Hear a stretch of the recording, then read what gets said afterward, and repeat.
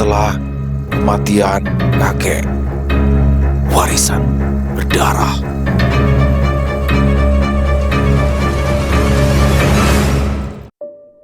Sebuah pukulan menghantam keras pipiku. Tubuhku terhuyung dan seketika ambruk menghantam tumpukan bambu yang ada di pinggir sungai. Tak ada yang dapat menolongku karena pada saat itu sudah menjelang maghrib dan di jalan itu memanglah sepi saat matahari mulai terbenam. 3 orang bertato berdiri di depanku. Salah satunya adalah Bang Edo, orang yang baru saja melayangkan tinjunya kepadaku. Ia berdiri di depan 2 orang temannya. Entahlah, apakah 2 orang yang ada di belakangnya adalah teman atau mungkin anak buahnya. Yang jelas, setiap kali dia menagih hutang padaku, mereka berdua selalu ikut serta.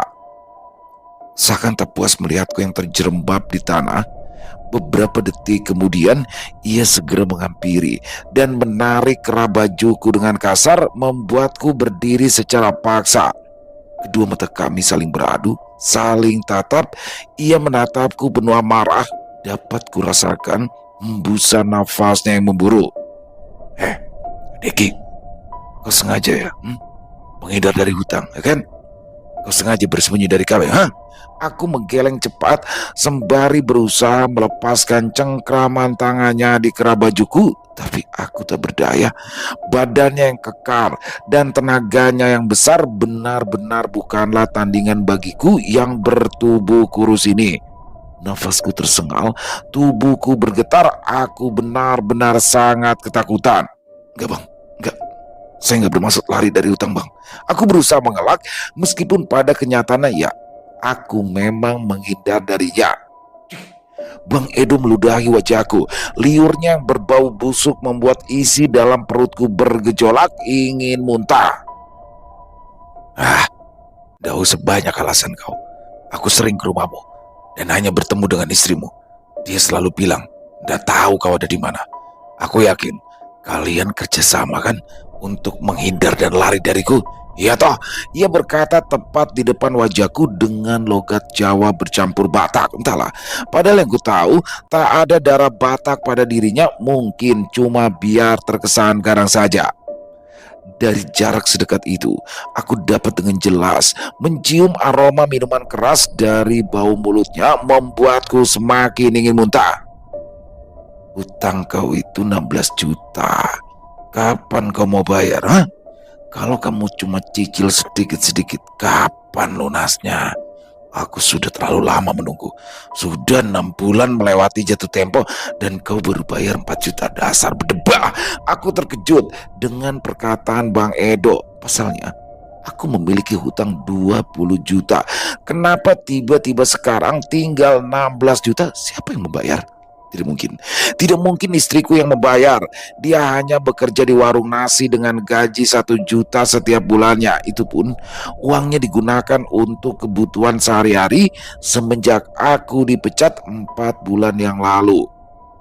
Kegemaran bermain judi benar-benar membuatku kehilangan pekerjaan hingga terjerat hutang. Bahkan istri yang baru 2 tahun ku nikahi pun harus terkena dampak karena perilaku burukku. Siapa yang mencicil hutang saya bang? Tanya aku bingung. Apa istri saya? Bang Edo melirik pria kurus berambut gondrong di sebelahnya. Dia tampak bingung, tapi tak lama kemudian Bang Edo tertawa kencang sembari melepaskan cengkramanya di bajuku. Jadi kau ndak tahu Deki? Tanyanya, aku menggeleng. Serius? Kau ndak tahu? Memang istrimu ndak cerita kalau dia yang mencicil hutangmu? Ia mengulang pertanyaannya lagi. Enggak bang, saya nggak tahu bang. Jawab ku lirik. Apa kau ingat perkataanku dulu Deki? Kalau kamu ndak bisa mencicil dengan uang, kau bisa cicil dengan cara aku tidur dengan istrimu yang cantik itu. Sekali kikuk-kikuk dihitung 1 juta. Apa kau ingat? Apa kau ingat?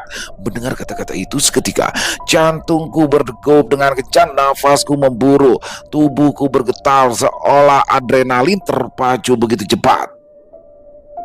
Dalam Dalam sekejap, rasa takutku seolah sirna, berganti dengan perasaan marah yang meledak-ledak. Aku tidak terima. Aku tak sudi jika hutang itu harus dibayar dengan tubuh istri yang sangat kucintai. Kuayunkan tinjuku ke arah wajahnya tanpa aba-aba, namun tak kuduga respon salah satu temannya begitu cepat, memberikan perlindungan, menepis tinjuku dengan lengannya, kemudian mendorong tubuhku hingga kembali tersungkur di atas tanah. Biadab, aku mengepalkan tangan erat dan meninju tanah dengan kuat, kemudian berusaha bangkit menatapnya penuh kebencian. Aku berhutang uang. Kenapa justru kau tidur istriku untuk mencicil hutangku? Kurang ajar kau, Edo. Kali ini aku menyebut namanya langsung, persetan. Dia marah dengan aku yang tak memanggilnya dengan hormat karena kali ini dia telah merenggut kehormatan istriku. Aku berlari ke arahnya, bersiap untuk melayangkan tanganku. Sekali lagi dia pun berlari menerjang ke arahku. Tinjuku lagi-lagi ditepis. Tubuh kami beradu, tapi perbedaan bobot dan postur membuatku justru terpelanting ke tanah. Dia menindih tubuhku dengan tubuhnya, membuatku tak bisa berkutik. Cih, dia meludahiku lagi, tapi kali ini ludah busuknya itu mengenai mata kananku, mengaburkan pandangan sesaat. Eki, istrimu itu memang bayar hutangmu dengan tubuhnya, tapi bukan denganku. Pembohong, kau bohong, Edo. Mengaku saja kau sudah tidur dengan istriku, dasar laknat. Dengan mata terpejam sebelah, aku mengumpat tanpa rasa takut sedikit pun. Rasa marah benar-benar membakar semuanya. Tadinya aku memang tertarik dengan istrimu, tapi ternyata istrimu itu lebih tertarik tidur dengan pria lain dibandingkan denganku. Tapi tidak apa-apa, asalkan laki-laki itu bisa membantu istrimu membayar atau mencicil hutangmu. Berdebah, kau pikir aku bisa percaya dengan omongan orang sepertimu? Istriku baik, istriku suci. Bang Edo tertawa kencang kala mendengar ucapanku. Begitupun dengan kedua temannya. Aku semakin muak dibuatnya, merasa dipermainkan. Kau mau bukti, Deki? Kau mau bukti?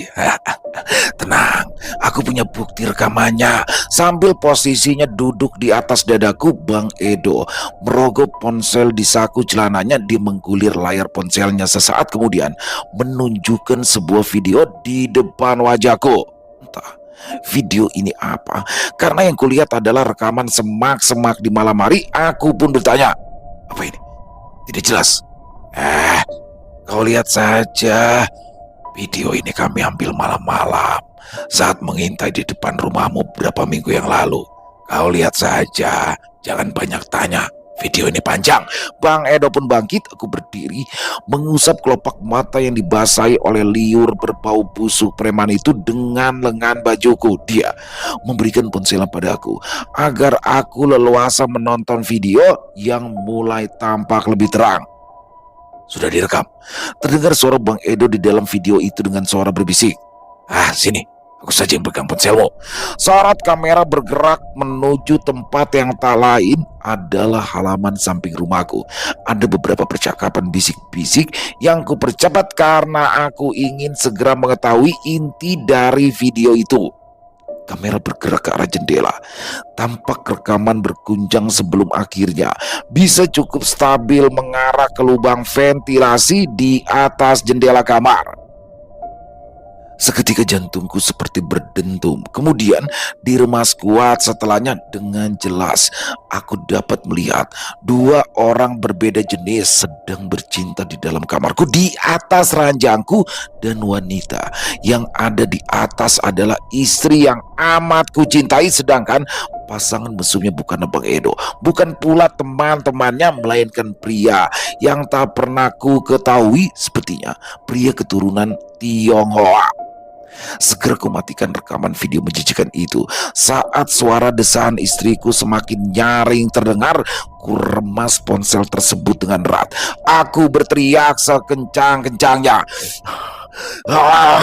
Kenapa kamu lakukan ini, Ken? Aku terduduk lemas di atas tanah.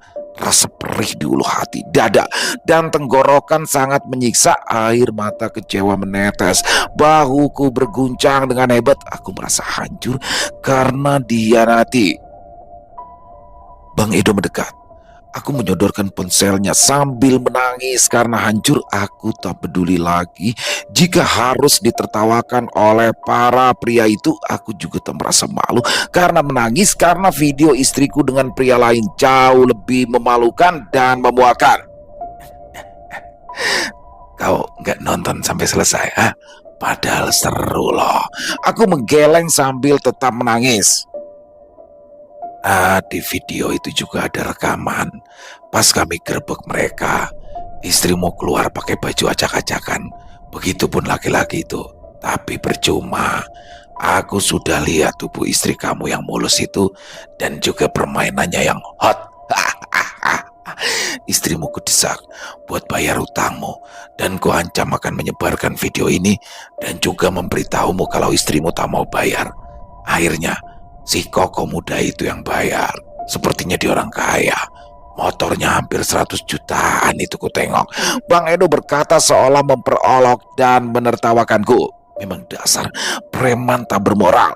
Aku pun bangkit setelah mengusap air mataku. Mau kemana? Tanya Bang Edo. Aku selesaikan dulu urusan keluargaku. Masalah hutang, aku minta tambahan waktu. Aku bakal minta bantuan keluargaku untuk mencicilnya. Bang Edo meremas pundaku. Sebelah tangannya menunjuk tepat ke arah wajahku memberikan ultimatum. Oke, tapi ingat, jangan pernah coba-coba lari dariku ya. Aku menghempaskan kedua tangannya dengan kedua lenganku. Ya, aku pun berjalan cepat. Meninggalkan mereka bertiga, aku harus cepat pulang ke rumah dan menemui istri kurang ajar itu. Awas saja kau Niken, akan kubuat kau menyesal. Sudah mengkhianatiku. Kau harus membayar mahal atas perselingkuhan biadab itu. 15 menit. Setelah berjalan di malam yang semakin gelap, aku pun sampai di depan rumah yang sudah kutinggalkan sekitar 3 minggu lamanya karena aku harus mencari pekerjaan sekaligus menghindar dari Edo untuk sementara waktu. Pintu tertutup dan semua lampu masih mati. Apakah Niken tidak ada di dalam? Aku pun segera mencari anak kunci di bawah pot bunga yang ada di samping rumah di bawah jendela kamar. Setelah kunci pintu utamaku genggam, aku menuju pintu dan membukanya. Niken, di mana kamu? Teriakku setelah menghidupkan saklar lampu dan melangkah menuju kamar. Pintu kamar terbuka lebar, ranjang dan sprei tampak acak-acakan.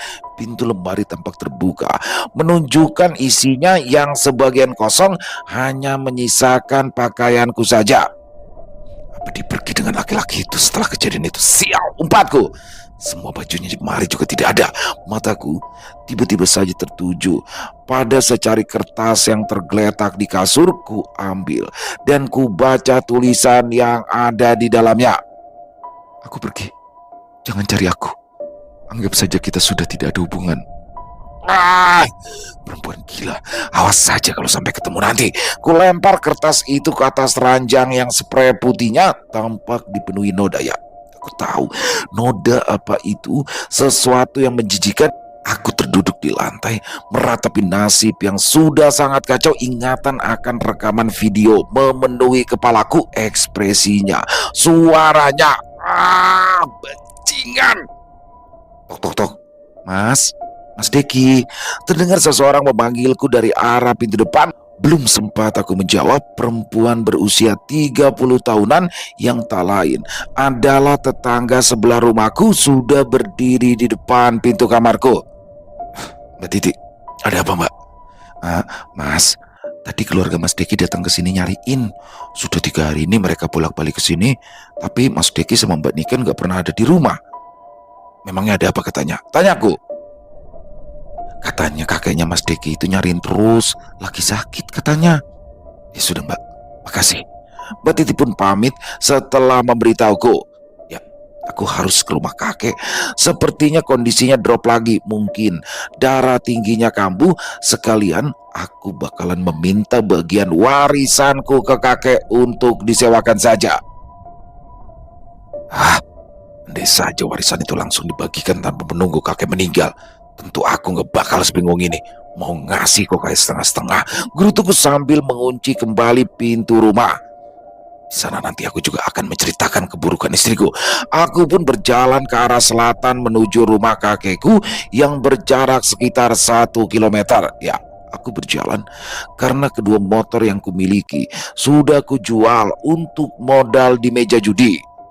Saat aku sudah hampir sampai di rumah kakek, tampak puluhan orang berkerumun di sekitar rumahnya. Ada apa ini? Pikiranku mendadak tidak enak. Aku pun berlari kencang, berusaha membelah kerumunan dan segera masuk ke dalam. Beberapa orang tampak menatapku tak suka, ada juga yang menatap heran. Deki, kamu itu kemana aja selama ini? Tanya Lek Wawan yang merupakan keponakan juga anak angkat kakekku. Kakek kamu itu sakit keras. Beliau sekarat dan terus nyariin kamu cucu kesayangannya. Astaga, kakek di mana, Pak Lek? Di kamar belakang, kamar yang dulunya kamarmu. Ayo cepet temui kakekmu, ditanya. Aku pun segera menuju kamar yang kutempati sejak kecil semenjak kedua orang tuaku meninggal karena kecelakaan dan aku pun tinggal dengan kakek yang seorang duda sejak aku belum lahir. Saat aku sampai di depan pintu, tampak kakek sedang terbaring di ranjang. Beberapa orang sedang membacakan surah Yasin di dalam kamar. Dua adik almarhum ibuku, yaitu Pak Le Yadi dan Bibi Lastri, ada di samping kakek. Mereka tampak sedang menangis. Pak Le Yadi menatapku nyalang, seolah kesal padaku yang baru saja datang. Kemana saja kamu sama Niken? Cepat sini. Kakekmu nyariin kamu dari kemarin-kemarin. Aku pun segera duduk di samping kakek. Setelah paman dan buleku memberikan ruang untukku, aku segera menggapai tangan kakek yang sebelumnya digenggam oleh buleku. Kakek, ini aku Deki, kek. Ucapku di samping telinga orang yang sudah membesarkanku sedari aku kelas 2 SD hingga aku lulus SMA. Kakek membuka matanya sedikit, nafasnya tersengal, tapi dia masih bisa tersenyum padaku. Cucu kesayangan yang sering kali mengecewakannya. Dan sekarang aku merasa menyesal, sering kali membantah saat kakek memberiku nasihat. Deki, panggil kakek lirih di antara lantunan surah Yasin yang menggema di dalam kamar. Aku semakin mendekat, begitupun dengan paman dan buleku. Ya kek, aku di sini kek. Deki, bagian warisan dariku buat almarhum ibumu. Kakek berusaha berucap meski terbata-bata. Itu buat kamu, sementara dikelola pademu. Loh, kenapa dikelola pade ya kek? Pade kan tukang habisin harta kakek. Nanti bagianku juga. Kalimatku terputus saat melihat tubuh kakek berguncang dan nafasnya tersengal. Asyhadu alla ilaha illallah wa asyhadu anna Muhammadar Rasulullah. Kakek mengucap dua kalimat syahadat dengan kencang saat tubuhnya berguncang hebat. Setelah tubuhnya mendendang, senyumnya mengembang dan dengan satu tarikan nafas nyawanya pun tercabut. Kakek, teriakku dengan derai air mata membasahi kedua pipi. Aku benar-benar merasa hancur hari ini. Hancur karena dihianati orang yang aku cintai. Hancur karena ditinggal kakek, orang yang paling peduli pada diriku. Beberapa saat setelah meninggal kakek, rintik hujan turun membasahi tanah. Pemakaman pun diundur esok paginya sekaligus menunggu kedatangan anak sulung dari kakek, yaitu Pak De Bambang, si tukang peruk harta kakekku. Begitulah yang ku tahu selama ini dan aku cukup membencinya. Deki, istrimu kemana? Kenapa nggak kesini sama kamu? Tanya bule Lastri padaku yang sedang duduk merenung di depan rumah sambil menghisap sebatang rokok. Gak tahu bule, dia pergi dari rumah. Astagfirullahaladzim Deki, memangnya kalian kenapa toh berantem? Jadi kemarin kamu ngilang itu karena nyari Niken? Tanya bule Lastri sambil duduk di sampingku. Aku tidak mungkin menjawab kalau istriku sudah tidur dengan orang lain. Aku malu jika sampai orang lain mengetahuinya karena meskipun aku benci dan kecewa, tapi Aku masih merasa cinta pada istriku. Entahlah, pikiranku benar-benar kacau. Sudahlah Bule, gak usah dibahas sekarang. Jawabku agar Bule Lastri tak banyak bertanya lagi. Ya wes, kalau nanti kamu butuh saran dan bantuan, kasih tahu Bule ya. Bule menepuk pundakku pelan. Bule ke dalam dulu ya. Aku mengangguk. Ya Bule. Malam harinya, sekitar jam 1:30 malam, terdengar suara mesin mobil berhenti di depan rumah. Tak lama kemudian, tampak Pade Bambang beserta Bude Tuti dan kedua anak mereka yaitu Andre dan Lucy. Mereka masuk. Kebetulan memang pintu dibiarkan terbuka karena beberapa tetangga sedang duduk-duduk di depan. Pade Bambang melangkah lebar, langsung menghampiri jenazah kakek yang terbujur kaku di ruang tamu. Dibukanya kain batik yang menutupi bagian wajah kakek, diciumnya kening keriput kakek yang sudah memucat itu. Pak, maaf Pak, Bambang datang terlambat. Maaf, Bambang gak bisa menemani di detik-detik terakhir Bapak. Aku melirik sinis ke arah Pade Bambang. Tak sedikit pun air mata tampak di wajahnya. Tidak seperti Bude Tuti yang tampak sesenggukan di samping suaminya. Begitupun dengan kedua anaknya yang terlihat begitu kehilangan sosok seorang kakek. Meskipun dalam hati aku tak yakin Bude Tuti dan anak-anaknya benar-benar merasa kehilangan. Mereka sudah kenyang makan harta kakekku. Mungkin dalam hati Pade merasa senang karena dengan begitu dia bisa dengan mudah menghabiskan harta milik kakek yang tersisa. Aku yakin istri dan anak-anaknya juga sama. Hanya saja mereka pandai berakting sedih. Menjijikan. Aku pikir sampean gak bakal hadir Mas. Sebenarnya percuma juga sampean datang. Bapak udah gak ada. Celetuk Paleyadi yang posisinya ada di belakang Pade Bambang.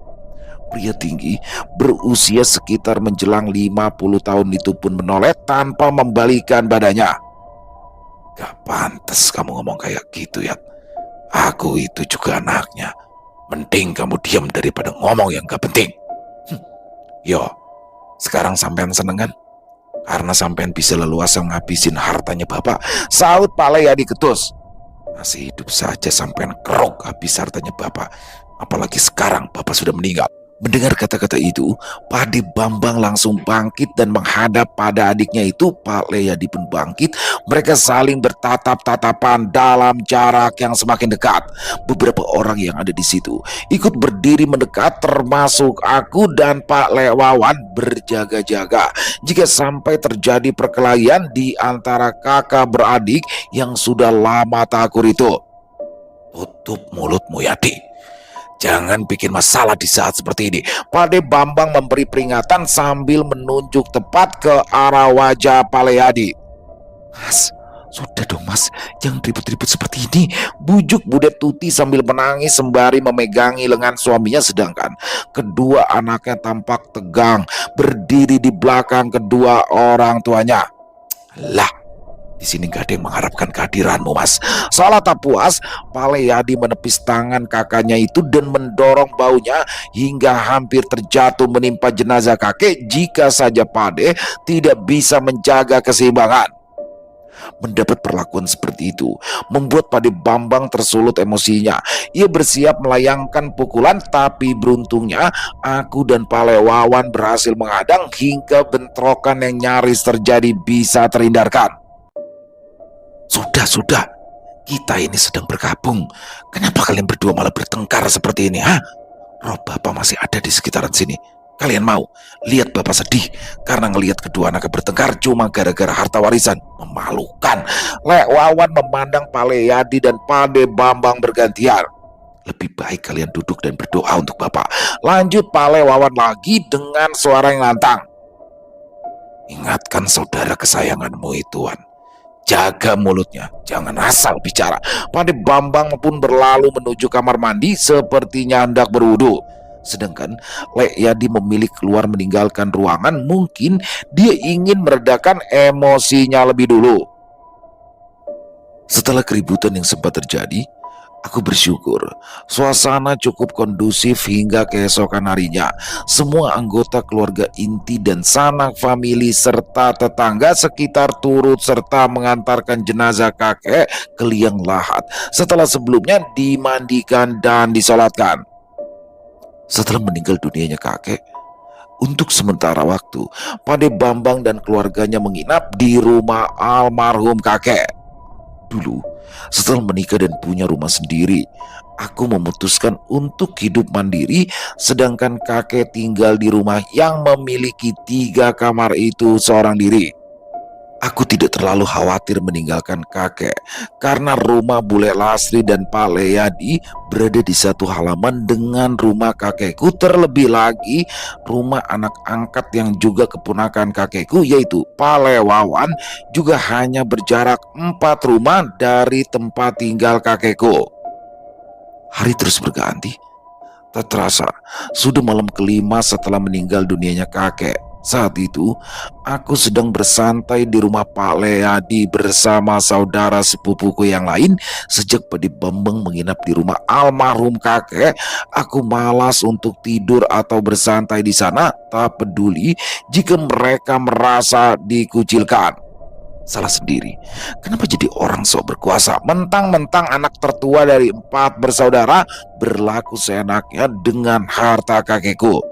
Aku tak paham kenapa kakek seolah diam saja meskipun hartanya dikeruk terang-terangan. Aku yakin Pade Bambang pasti menggunakan jasa dukun untuk mempengaruhi kakek. Entah pergi kemana dia sekarang. Setelah acara tahlilan selesai, Pade beserta istrinya pergi entah kemana menggunakan mobil, sedangkan kedua anaknya yang manja itu masuk ke dalam kamar yang merupakan kamar tamu. Tadi yang bisa tidur di bekas kamarku karena kunci kamar itu ada padaku. Malam semakin larut. Rasa kantuk mulai bergelayut.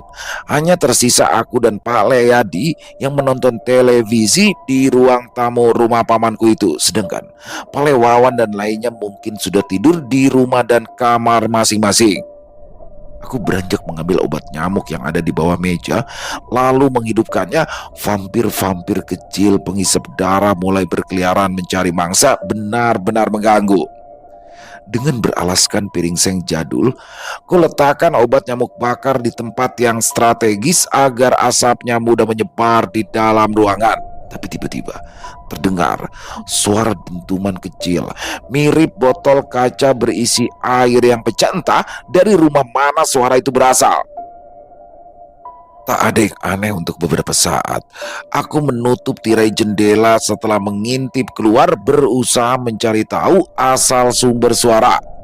Aku duduk di atas tikar yang digelar di samping TV. Pak Leyadi ternyata sudah tertidur, padahal permainan bola tim favoritnya belum selesai. Mungkin karena jagoannya kalah jauh, skor 0-5 dan waktu hanya tersisa 15 menit.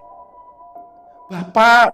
Terdengar suara teriakan orang yang sangat ku kenali. Ya, itu adalah suara Bule Lastri. Beberapa detik kemudian, terdengar juga suara anak-anaknya yang berteriak histeris. Segera kubangunkan Pak Leyadi yang begitu lelap dalam tidurnya. Air liur tampak membasahi bantal dan pipinya yang saat itu tidur dalam posisi miring. "Pale, bangun Pale. Bule Lastri itu kenapa Pale?" Aku menggoyang-goyangkan tubuh pamanku dengan kencang. Dia terbangun, mengelap pipinya yang basah dengan peci yang tergeletak di samping bantal. "Ada apa? Kenapa?" "Gak tahu. Ayo kita ke sana." Aku segera menuju pintu, membuka kuncinya dan berlari menuju rumah Bule Lastri. Ku gedor pintunya yang masih terkunci dengan keras. Tak sabar aku melihat apa yang terjadi di dalam sana. "Dok, dok, dok. Bule, ada apa Bule?" "Dok, dok, dok. Buka pintunya Bule." Tak ada jawaban, kecuali teriakan histeris dari dalam yang lebih nyaring dari suara gedoran di pintu. Bule Sarah, istri dari Pak Leyadi, segera berjalan ke arah jendela yang ada di samping rumah Bule Lastri. Dia menggedor jendela kaca itu sambil berteriak, "Lastri, ada apa? Cepat buka pintunya." Suara melengking Bule Sarah sepertinya dengan mudah terdengar oleh orang-orang yang ada di dalam sana. Tak lama kemudian pintu terbuka dan yang membukakan ternyata adalah Lucy, anak bungsu Bule Lastri yang masih duduk di bangku SMA. Wajah Lucy tampak berantakan. Sepertinya ia baru saja bangun tidur, air mata membasahi kedua pipinya, ekspresinya penuh dengan ketegangan. Bapakku, Pade. Bapak kejang-kejang, tolongin. Aku, Pale, Yadi, dan Bule Sarah segera masuk mendahului Lucy menuju arah datangnya suara tampak. Pale Zaki tergeletak di lantai tepat di depan pintu kamarnya dengan posisi kepalanya yang ada di pangkuan sang istri dengan mata membelalak. Tubuhnya menegang, tangannya melengkung seperti belalang sembah yang bersiap menyerang. Aku dan anak sulung Bule Lastri Banu langsung bersama-sama menggotong tubuh Pale Zaki ke kamarnya. Aku benar-benar terkejut saat tubuhnya kuletakkan di atas ranjang miliknya. Pak Le Zaki menatapku sambil menyeringai. Sedetik kemudian, kedua tangannya yang berpose bagaikan belalang sembah siap tempur tiba-tiba saja menarik kepalaku dengan kuat hingga kepala kami beradu kening dengan kening. Aku berusaha meronta untuk melepaskan diri, namun tenaganya sangat-sangat kuat. Bahkan dengan bantuan Paleadi dan Banu tetap tidak terlepas. Terdengar suara geraman dari bibirnya. Selanjutnya giliran kalian yang mati. Mati, mati. Suaranya berat dan serak, berbeda dengan suara aslinya yang cenderung cempreng. Aku bergidik ngeri dibuatnya. Setelah berkata demikian, perlahan pegangan tangannya di kepalaku melemah dan aku bisa melepaskan diri. Pak Lezaki tampak mulai tenang, tapi matanya tetap melotot menatap lampu di kamar. Bibirnya masih menyeringai, tapi tak lagi berontak dan tak lagi kejang-kejang. Sebenarnya apa yang terjadi? Tanyaku pada Bule yang masih terduduk lemas di depan pintu. Sepertinya ia sangat syok hingga seolah kehilangan tenaga. Sambil menangis, Lucy tampak menyorongkan air putih ke bibir ibunya yang juga menangis. Diminumnya sedikit air dari dalam gelas. Kemudian ia mendorong gelas itu menjauh dari bibirnya. Bule menghela nafas dalam-dalam sambil menyeka air mata di kedua pipinya. Setelah beberapa saat mencoba menstabilkan irama nafasnya, Bule pun mulai bercerita. Tadi Bule sama Pak Lemu lagi tidur, terus kebangun karena ada suara ledakan di atas genteng. Kami berdua bangun, berniat buat ngecek keluar, pengen tahu itu suara apa. Tapi tiba-tiba pas baru keluar dari kamar, Palemu tiba-tiba kejang-kejang, terus ambruk sambil matanya melotot. Suara ledakan. Aku juga dengar tadi, Bule. Aku pikir itu suara botol kaca yang pecah. Ujarku membenarkan apa yang diucapkan oleh bibiku. Ini santet, ya. Ini pasti kiriman santet dari orang. Kata-kata dari Pale Yadi membuat kami terkejut dan sontak menoleh ke arahnya secara bersamaan. Santet dari siapa, Mas? Suamiku tuh gak pernah punya musuh. Dia gak pernah bikin salah sama orang, ucap Bule Lastri dengan suara bergetar. Hati manusia siapa yang tahu? Jangankan orang lain, bahkan saudara pun bisa saling menyakiti. Pale Yadi tampak geram, tangannya mengepal kuat. Apa maksudmu, Mas? Siapa yang kamu maksud? Aku yakin ini ulah seseorang yang dekat. Dan itu... Sudah, gak usah menuduh siapapun, Mas. Nanti sujon jatuhnya. Aku tahu siapa yang kamu maksud. Tapi mendingan simpan baik-baik ucapanmu itu. Kita cari bareng-bareng buktinya. Diam-diam Pale Wawan memotong kalimat Pale Yadi. Entah sejak kapan ia datang, aku pun tidak menyadarinya. Sebenarnya siapa yang dimaksud? Siapa yang dicurigai? Apakah itu Pak Di Bambang? Tunggu. Pak Di Bambang? Ya, saat ini kemana dia? Hanya dia dan istrinya yang tidak ada saat kejadian. Apa jangan-jangan? Aku tidak mau berspekulasi terlalu dini. Aku tahu padeku itu memang orang yang gila harta, gila warisan, tukang keruk yang sok paling kuasa. Namun rasanya tidak mungkin kalau dia yang melakukannya, meskipun aku tak suka dengannya dan juga anak dan istrinya, tapi rasanya dia tak mungkin sejahat itu. Benar kata Pak Lewawan, lebih baik mencari tahu lebih dulu, menyelidiki diam-diam. Pagi harinya, sekitar jam 9 pagi, Mobil Pade Bambang memasuki halaman dan diparkir di depan rumah kakek. Saat itu, aku, Pale Yadi dan Pale Wawan sedang duduk di teras rumah Bule Lastri sambil menikmati kopi. Di dalam sana, seorang paranormal sedang mencoba memeriksa keadaan Pale Zaki dan tak boleh yang ada ikut masuk ke dalam. Andre dan Feby yang sedang duduk di ruang tamu Bule Lastri berlari keluar melihat ayah dan ibunya sudah kembali. Mereka terlibat percakapan sebentar. Aku tak mendengarkan dengan jelas apa yang mereka bicarakan. Mereka semua memang sangat lemah lembut. Jika berbicara sulit didengar, tapi tingkahnya tak selembut ucapannya. Pade dan Bude tampak terkejut. Mereka menoleh ke arah kami dengan ekspresi seakan penuh tanya. Dengan langkah cepat, mereka hendak masuk ke dalam tanpa banyak bertanya, tapi dicegah oleh Pale Wawan. Mas, Mbak, jangan masuk dulu.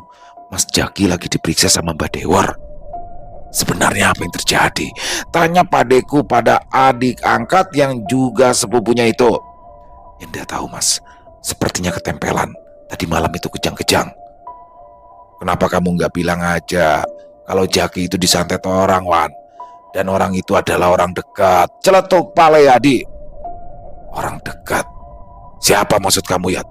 Apa kamu tahu siapa kira-kira orangnya itu? Kasih tahu aku, tanya Pade. Si adik yang ditanyai tidak menjawab dan justru membuang muka dengan ekspresi sinis. Sudah. Tidak usah menduga-duga dulu. Lebih baik kita tunggu jawaban dari Mbak Dewar. Mending kalian tenang. Kita tunggu sama-sama. Meskipun usia Pale Wawan masih 36 tahun, paling muda di antara yang lainnya, tapi dia benar-benar bijak. Dialah yang sering menengahi setiap dua kakak angkatnya itu berselisih. Aku dan dia terpaut usia 8 tahun. Kalian itu masih percaya dukun? Jangan sesat kalian. Kenapa nggak panggil dokter atau ustadz saja? Percaya sama dukun itu syirik, tegur Padeko. Alah, sok suci. Dirinya sendiri aja suka bergaul sama dukun, celetuk Pale Yadi. Kamu, Pade tambah geram memang. Dua kakak beradik ini sangat sulit untuk akur sedari mereka muda dulu saat aku masih anak-anak. Sudah Mas, sudah. Jangan emosi. Sekarang aku tanya, sampean percaya nggak sama Mbak Tuti istri sampean?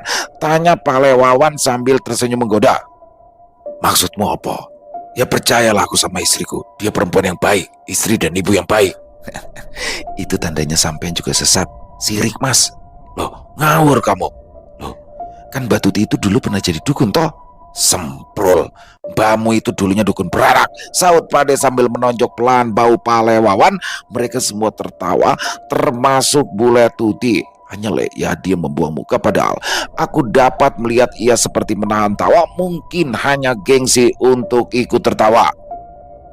Pamanku yang satu itu memang selalu jadi penyejuk di antara yang lain. Dia jenaka dan sangat jarang terlihat marah pada siapapun. Namun sayangnya dia harus kehilangan ibunya saat melahirkannya, dan bapaknya juga meninggal saat Paleku itu masih berusia 3 tahun. Itulah yang jadi penyebab ia diangkat menjadi anak oleh kakek dan nenekku. Dulu saat aku masih SMA, dia sering bercerita bahwa dia merasa dipilih kasih oleh kakekku. Saat aku tanyakan padanya mengapa tidak protes pada kakek dan yang lainnya, dia hanya berkata, biarkan saja, suatu saat nanti aku bakalan kasih paham mereka semua.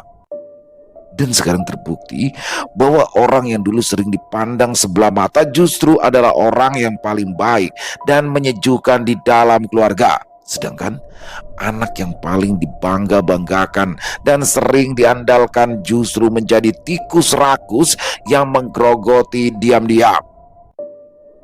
Aku tak habis pikir, kenapa bisa ada orang sebaik Pak Lewawat. Bahkan hanya dia yang masih terlihat akur dengan Pade Bambang di saat yang lainnya lebih seperti memusuhi dalam diam. Orang yang baik memang tak akan terpengaruh meskipun berkumpul dengan orang seperti apapun. Tidak seperti aku yang mudah terpengaruh, ikut arus hingga menjadi doyan mabuk dan berjudi. Akibat kebodohanku itu, aku jadi harus kehilangan banyak hal, hartaku, ketenanganku, kebebasanku, pekerjaanku, dan istriku. Aku merogoh dompetku yang entah isinya ada atau tidak. Kubuka dan kulihat foto Niken yang terpampang di dalamnya. Dia tersenyum. "Di mana kamu sekarang, Niken? Kenapa kamu balas aku sekejam ini? Aku tidak pernah selingkuh. Aku cuma suka minum dan judi. Kenapa kamu sejahat ini sama aku? Bukannya dulu kamu janji bakalan selalu setia sama aku?" Gumamku dalam hati. Saat terdengar suara pintu kamar bule terbuka, aku pun menyimpan kembali dompet itu dan berdiri menunggu kabar dari Mbak Dewar. Dukun berambut gondrong dengan blangkon di kepala serta kemeja batik coklat itu berjalan ke arah kami. "Gimana, Mbak?" tanya Pak Lewawan. Mbak Dewar menggeleng. "Dia benar-benar terkena santet. Dukun yang mengirimkan santet itu ilmunya sangat tinggi." "Terus gimana cara menyembuhkannya, Mbak?" tanyaku saat itu harap-harap cemas.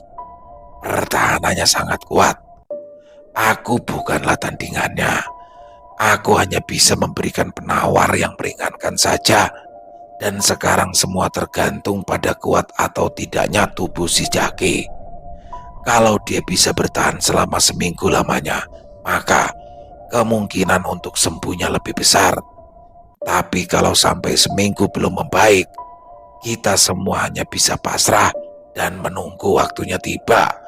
Perkataan dari Mbak Dewar membuat semua orang yang ada di situ tercekat. "Sampean itu cuma dukun. Sampean bukan Tuhan yang tahu segalanya. Suami saya pasti sembuh. Mending sampean pergi sekarang juga. Pergi!" teriak bule Lastri yang berdiri di depan pintu. Bule menangis histeris. Beberapa orang berusaha menenangkannya. "Maafkan saudara saya, Mbak. Saya harap Mbak Dewar bisa memaklumi," ucap Pak Lewawan tampak tak enak hati karena dialah yang membawa dukun tersebut ke sini. Dia merogoh saku dan memberikan sebuah amplop putih yang tak isinya berapa dan menyalami Mbak Dewar. "Mari, Mbak, saya antar jenengan pulang." Ya, saya paham dengan apa yang dirasakan saudara perempuanmu itu. Kalau begitu saya pamit. Mbak Dewa pun pergi dengan diantarkan oleh Pak Lewawan menggunakan sepeda motor miliknya. Melihat adik perempuannya menangis histeris, Pade Bambang menghampirinya lalu berkata, "Lebih baik suami kamu kita bawa ke rumah sakit sekarang juga. Masalah biaya biar aku yang nanggung." Bule Lasri mengangguk lemah. Dia dipapa oleh Bude Tuti dan Bule Sarah masuk ke dalam rumah. Sekitar jam 10 siang, dengan menggunakan mobil milik Pade Bambang, Pak Lezaki pun dibawa ke puskesmas. Saat diangkut ke dalam mobil, Pak Lezaki hanya diam tak bicara sepatah kata pun. Matanya melotot, sangat jarang berkedip, membuat siapapun yang menatapnya jadi ketakutan. Aku turut serta di dalam mobil untuk memegangi tubuh Pak Le di barisan jok tengah bersama Bule Lasri di sisi yang berseberangan denganku, Padi dan Budi di depan, sedangkan Danu dan Lucy di jok belakang. Pak Le Yadi dan Pak Le Wawan mengikuti di belakang mobil dengan menggunakan sepeda motor, sedangkan kedua anak Pak De disuruh untuk menjaga rumah menemani Bule Sarah agar tidak sendirian. Di sepanjang jalan, Pak Lezaki terus melotot. Tatapannya selalu mengarah padaku. Aku bergidik ngeri. Semua akan tiba gilirannya. Pak Lezaki mengeluarkan suara yang bukan miliknya, terdengar berat dan serak. Tak lama setelahnya, tubuhnya kembali kejang-kejang. "Sabar, sebentar lagi kita sampai." Pade menambah kecepatan sambil sesekali menoleh ke belakang melihat kondisi adik iparnya, namun naas. Hal itu justru membuatnya tak berkonsentrasi pada jalanan di depannya dan akhirnya mobil berbelok hingga menabrak pohon. Brak! Kepala Palezaki menghantam sandaran kursi jok depan, begitupun dengan aku dan Bule. Mesin mobil masih menyala. Pade segera memundurkan mobilnya. Kalian gak apa-apa?" tanya Pale Yadi dan Pale Wawan hampir bersamaan. "Gak apa-apa, ayo terus jalan, kita harus cepat sampai," tegas Pade setelah menurunkan kaca di sampingnya. Dia menoleh sebentar ke belakang. Aku sempat melihat dahinya memerah, sepertinya menghantam setir. Mobil kembali melaju cepat. Pade tampak tak mempedulikan kondisi bagian depan mobil yang habis menabrak pohon. Di sampingku, Pale Zaki masih kejang-kejang, akan tetapi tiba-tiba gerakannya terhenti, nafasnya terdengar berat. Dek, maafin aku, Dek. Pale berkata lirih, suaranya kembali seperti semula.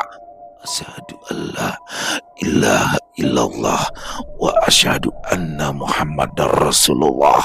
Setelah selesai mengucap 2 kalimat syahadat, tubuh Pale pun lunglai. Kuperiksa denyut nadinya, tapi aku tak lagi merasakan. Aku menatap bule sembari menggeleng pelan. Air mata bule Lasri tumpah seketika, disusul teriakan pilu olehnya. Mas, Mas, jangan pergi, Mas. Teriakan kedua anak mereka ikut pecah. Bapak, jangan tinggalin kita, Pak. Ayo, Pade, cepetan, Pade. Selesai. Oh, luar biasa kisah dari Mas Andik Levinka. Waduh, nih Mas Andik Levinka ini udah lama nih nggak nulis ya, dan sekarang comeback. Dan menurut saya ini kisahnya nih bagus banget ya. Gaya tulisan Mas Andik juga kayaknya berubah nih. Lah jadi apa ya, lebih, yang jelas lebih bagus lah daripada, bukannya berarti yang kemarin jelek ya, tapi di sini saya melihat tulisan Mas Andik ini nih jauh lebih baik daripada yang sebelumnya. Dan wah, apresiasi banget nih, kisahnya juga keren banget. Awalnya tuh udah mencekam banget ya. Awalnya tuh dapat banget kalau menurut saya feel-nya di situ tuh. Dan lagi-lagi di sini tentang warisan ya teman-teman. Waduh, jadi warisan itu ya memang seperti inilah ya. Apalagi ketika orang tua meninggal dan anak-anak sudah dewasa, sudah berkeluarga, tuh biasanya akan timbul tuh saling curiga, saling apa ya, ya seperti dalam kisah barusan lah ya. Padahal apalagi ada satu anak sulung yang dari semasa orang tuanya masih hidup tuh sudah dicap sebagai tukang keruk harta. Waduh, ngeri banget di sini. Ya, apa namanya, dugaan-dugaan itulah yang akan memecah belah pada akhirnya. Jadi kalau sedikit saran sih mungkin dari saya ya, buat teman-teman juga mungkin yang mengalami hal seperti ini, kalau menurut saya pribadi, jangan pernah mengambil hak yang bukan hak kita. Tapi kalau seandainya hak kita diambil ya sudah, ikhlaskan saja, karena memang kan saudara juga yang ngambil ya. Tapi kalau kita ngambil jangan sampai deh, benar-benar, karena harta waris itu panas banget. Jadi apa ya, itu nggak akan cuma ngambil apa, harta itu nggak akan hilang begitu saja, tapi sama harta-harta kita ikut ke bawah, bahkan nyawa bisa jadi taruhannya. Jadi sangat berhati-hati dan tetap dijaga lah ya keharmonisan antara adik, kakak, jadi keluarga tuh harus benar-benar dijaga banget keharmonisannya, jangan sampai terjadi seperti dalam kisah barusan. Dan kisahnya keren banget ini teman-teman ya, kita bagi menjadi 3 part, nggak terlalu panjang dan juga nggak terlalu pendek. Dan saya yakin keren pakai banget nih kisahnya. Terima kasih Mas Andik atas kisahnya yang luar biasa. Dan semoga kisah barusan bisa menghibur teman-teman semua ya, para pecinta penikmat horor misteri. Lebih khusus lagi kepada para subscriber dari channel Lilo Entry. Buat teman-teman yang suka dengan videonya bisa diklik tombol like atau tombol jempolnya. Boleh juga dibantu di-share ya link videonya ini ke teman-teman yang lain, agar juga ikut merasa terhibur. Buat teman-teman yang punya komentar bisa menuliskan di dalam kolom komentar, ataupun hanya sekedar saling menyapa. Insya Allah kami akan menjawab satu persatu. Dan buat teman-teman yang mungkin belum subscribe, yuk bisa diklik dulu tombol subscribe. Jangan lupa lonceng notifikasinya juga dinyalakan, agar teman-teman selalu mendapatkan notifikasi dari konten-konten yang akan kami upload selanjutnya. Di akhir kata, saya Ilo mengucapkan permohonan maaf apabila mungkin dalam pembawaan kisahnya barusan ada kata-kata saya yang salah, ataupun ada kata-kata saya mungkin yang kurang berkenan. Saya mohon dibukakan pintu maaf yang seluas-luasnya. Sampai berjumpa lagi di konten-konten kami selanjutnya. Masih bersama saya Ilo di channel Ilo Entry. Salam sehat, sukses selalu untuk kita semua. Wassalamualaikum warahmatullahi wabarakatuh.